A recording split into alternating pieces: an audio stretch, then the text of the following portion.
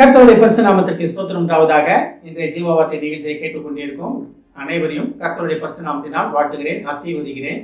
இன்றைய சின்ன தியானத்திற்கு தேவன் கொடுத்த வேத பகுதி அது 2 நாளாகமம் 14ஆம் அதிகாரம் 7ஆம் வசனம். 2 நாளாகமம் 14:7 அதன் பின்பகுதி.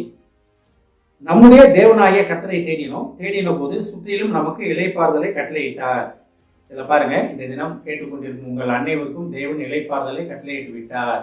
இது நீங்கள் இன்றைய தினத்திலிருந்து தேவனுடைய இளைப்பாறுதல்னா என்ன ஏது என்பதை நீங்கள் உணர போறீங்க. தேவன் உங்களுக்கு இளைப்பாறுதலை கட்டளையிட்டு விட்டார். தேவனுடைய சித்தம் தான். நமக்கு எதிரிகளோ பிரச்சனைகளோ போராட்டங்களோ எதுவுமே இருக்கக்கூடாது.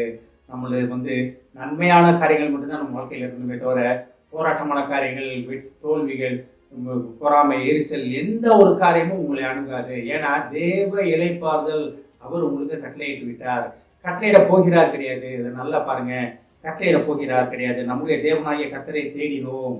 அப்ப தேடின போது இன்னும் அழகா இருக்கு பாருங்க, சுற்றிலும் நமக்கு இளைப்பாறுதலை கட்டளையிட்டார். இன்றைய தினம் உங்களை சுற்றி இருக்க இடங்கள்ல, நீங்க இருக்க இடங்களை சுற்றிலும் உங்களுக்கு இளைப்பாறுதல் தான்.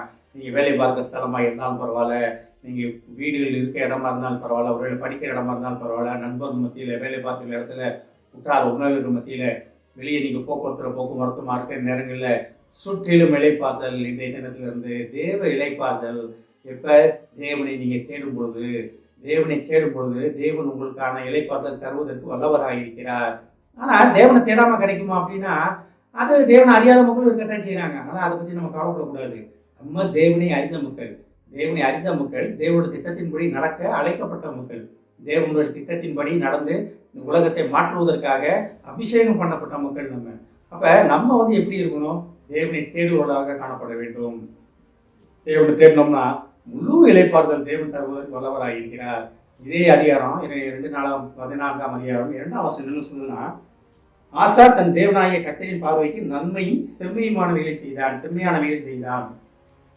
இந்த வசனம் ஆசா ராஜா தன் மக்களுக்கு சொன்னது, தேவன் உங்களுக்கு இளைப்பாறுதல் கட்டளையிட்டார், சுற்றிலும் இளைப்பாறுதல் கட்டளையிட்டிருக்காரு. அதெல்லாம் எப்ப நடந்துச்சு? ஆசா ஆரம்ப காலத்துக்கு முதல்ல தேவனை தேடிய போது. அப்ப ஆசா ஒரு ராஜா தேவனை தேடினதுனால அந்த முழு இஸ்ரேல் தேசமும் அமைதியாக இருந்தது. அப்ப நீங்க ஒருத்தர் முழு மனத்துடன் தேவனை தேடும் பொழுது உங்க முழு குடும்பமும் இளைப்பாறுதல்ல பிரவேசிக்கும், இளைப்பாறுதல்ல அவங்க உணர்வாங்க. அப்ப குடும்பத்துல இருக்க பிரச்சனைகள் காரணம்லாம் என்னன்னா, நம்ம தான் முழுக்க மனசு மாறணும். நீயும் உன் வீட்டாரமான கர்த்தரை செய்வீங்கள். அதுதான், அதாவது நம்ம தேவனை தேடும் பொழுது, தேவனை சேவிக்கும் பொழுது அவர் நமக்கு முழு இளைப்பாறுதல் கட்டளையிட வல்லவராக இருக்கிறார். அப்ப நம்ம என்ன செய்து கொண்டிருக்கிறோம்? அப்போ முழு மனதுடன் தேவனை தேடுகிறோமா? அதான் அந்த 7ஆம் வசனத்துல பின்பகுதியில பார்த்தீங்கன்னா, நம்முடைய தேவனாய் கர்த்தரை தேடினோம். அப்ப இந்த ஆசா ராஜா சொல்ற, நம்ம தேவனை தேடினோம்ப்பா. நாங்க இவ்வளோ போராட்டங்கள் மத்தியில், இவ்வளோ கஷ்டங்கள் மத்தியில நாங்க தேவனை தேடணும். தேவனை தேடின போது தேவன் எங்களுக்கு கொடுத்த பதில் என்ன அழகா கொடுத்துருக்காரு பாருங்க. தேவனை தேடினோம், தேவன் தேடின போது சுற்றிலும் நமக்கு இளைப்பாறுதலை கட்டளையிட்டார். அப்ப நீங்க தேவனை தேடிக்கிட்டு இருக்க ஒரு நேரத்திலேயே தேடி முடிச்சுட்டு வா, ஒரு வாரம் கழிச்சு வா, அந்த டைம் ஸ்லாபே கிடையாது, டைம் இதே கிடையாது. தேடின உடனே தேவ இளைப்பாறுதல் கிடைக்க போகிறது. இன்றைய தினம் இதை கேட்டுக்கொண்டிருக்கும் அனைவருக்கும் தேவன் இளைப்பாறுதலை நீங்க உணர போறீங்க. ஒரே ஒரு விஷயம் நம்ம செய்யணும், தேவனை தேட வேண்டும். முழு மனதுடன் தேவனை தேட வேண்டும். முழு மனதுடன், முழு ஆத்மாவுடன் தேவனை நம்ம தேடுவதற்காக தேவன் நம்மளை அழைக்கிறார். அப்படி தேவனை தேடும் பொழுது உங்களுக்கு என்ன பிரச்சனை இருந்தாலும் பரவாயில்ல. இஸ்ரேல் மக்களுக்கு இல்லாத பிரச்சனையா? அவங்க கானான் தேசத்துக்கு வந்ததுக்கு அப்புறம் அநேக படையெடுப்பு பிரச்சனைகள், போராட்டங்கள் தான். ஆனா ஒரு ராஜா மட்டும் தேவனை தேடின போது இந்த தேசம் இளைப்பாறுதலுக்குள் பிரவேசித்தது. அப்ப நம்ம தேசம் நல்லா இருக்கணுமா? நம்ம இருக்க நாடு, நம்ம இருக்க ஏரியா, நம்ம இருக்க ஊர், நம்ம வேலை பார்க்குற இடம், நம்ம பிள்ளை குட்டிகள் எல்லாம் சந்தோஷமா இருக்கணுமா? நீங்க தேவனை தேடுங்க. நீங்க ஒருவர் தேவனை தேடும் பொழுது தேவன் மிகப்பெரிய இளைப்பாறுதல் தேசத்துக்கு, உங்களுக்கு, உங்கள் குடும்பங்களுக்கு, உங்கள் அக்கம் பக்கத்திற்கு கட்டளையிடுவார். தேவனோட திட்டமே இதுதான். ஆமென். ஜெபிப்போம். எங்களை அதிகமாக நேசிக்கும் அன்பின் பரலோக பிதாவே, நாங்கள் உம்மை தேடும் பொழுது, முழு மனதுடன் உம்மை தேடும் போது நீர் சுற்றிலும் எங்களுக்கு இளைப்பாறுதலை கட்டளையிட்டு விட்டேன் என்பதற்காக நன்றி ஆண்டவரே. பேசுதாவே தேடிய உடனே இளைப்பாறுதல் கிடைக்கும் என்ற மகா கிருபையான வாக்குக்காக நன்றி ஆண்டவரே.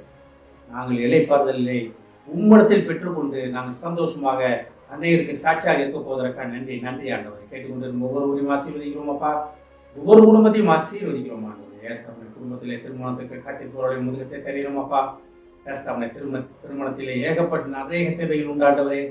பெண் பிள்ளைகளுக்கு நல்ல ஒரு மாப்பிள்ளையும், பையன்களுக்கு ஒரு நல்ல மணப்பெண்ணும் தகப்பனை உண்மை அறிந்த மணமகன் மணமகள் அந்த குடும்பத்துக்கு வரட்டும் ஆண்டவரே.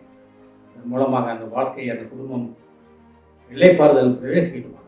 ஆசீர்வதிக்குமாப்பா. இயேசுவின் மூலமாக கேட்கிறேன் நல்ல பிதாவே, ஆமென். கர்த்தர் உங்களை ஆசீர்வதிப்பாராக.